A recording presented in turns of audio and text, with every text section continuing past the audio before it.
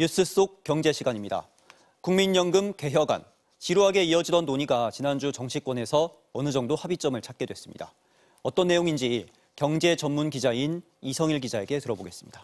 이 기자, 네. 어쩐 일로 여야가 오랜만에 합의점을 좀 찾아왔는데 그렇죠. 어떤 내용인지 좀 정리 좀 해주시겠어요? 네. 소득 대체율, 그러니까 노후에 연금을 얼마나 받느냐 이 기준에 합의를 한 건데요.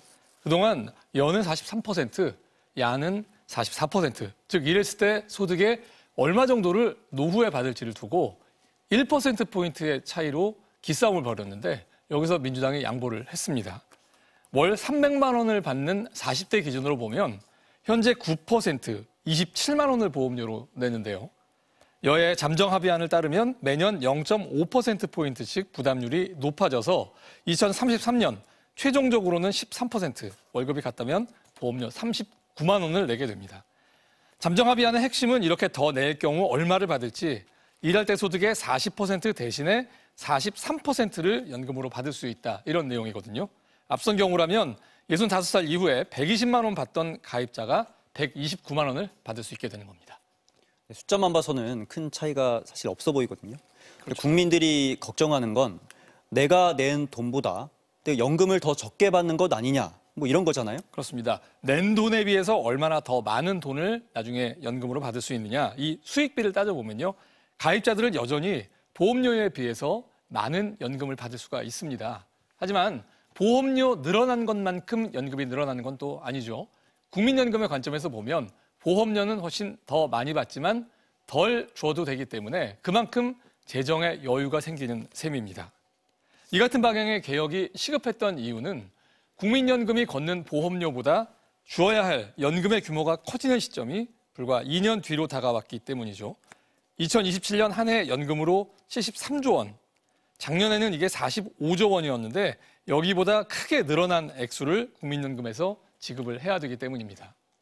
당장은 1,200조 원에 이르는 적립금 덕에 이 운용 수익이 이 차액을 넘어서지만요. 2040년대 초반이 되면 운용 수익으로 이 차액을 메울 수가 없는 상황이 되고 그래서 연금 재정이 적자를 보게 됩니다. 일단 줄어들기 시작한 국민연금 재정은 2055년 정도면 소진될 걸로 예상이 되고요. 이번 조정안을 따르게 되면 예측했던 적자 시점은 한 7, 8년 정도, 완전히 소진되는 시점은 10년 정도 뒤로 늦출 것으로 이게 추산이 됩니다. 자, 동년배 인구가 많은 1차 베이비붐 세대의 선두인 1950년대 후반에서 1960년대 초반 출생자들이 국민연금을 받게 된 그런 지금이 이 개헌안을 실행해야 될 마지노선이라는 게 연금공단의 입장이었습니다.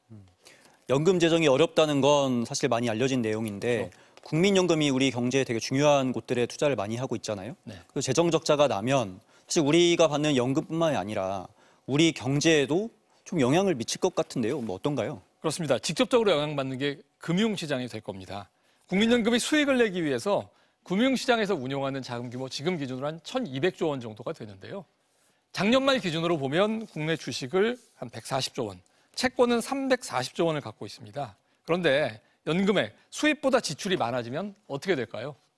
가정경제에서 주 수입원이 은퇴를 하고 나면 그동안 모아놨던 자산을 팔아서 생활비를 충당해야 하는 것과 마찬가지로 연금도 국내 주식이나 채권 같은 재산을 팔아야 되는데 이게 주가 하락, 또 이자율 상승을 불러올 수 있고요. 그래서 금융시장에 충격을 줄 수가 있습니다.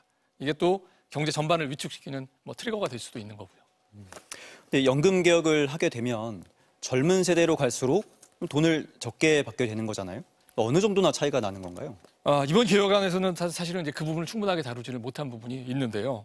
국민연금 도입 초기에보다는 격차가 좀 줄었다고는 하지만 은퇴가 시작된 지금 60년대 전후 출생자들은 자기가 낸 돈의 2.5배만큼을 연금으로 받지만 지금 40대 전후인 1980년대생만 하더라도 2배가 안 되는 연금을 받게 됩니다.